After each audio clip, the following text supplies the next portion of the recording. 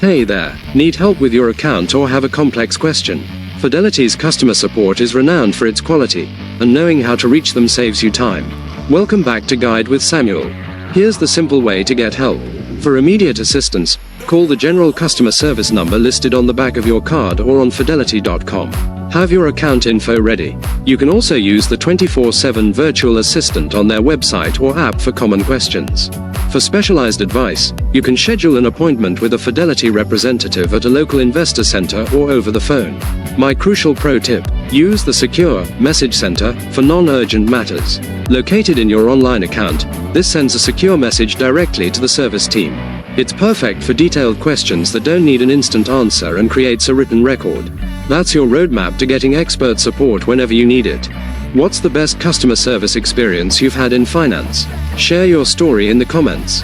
For more guides that help you navigate financial services, subscribe. Thanks for watching. I'm Samuel, and I'll see you in the next video.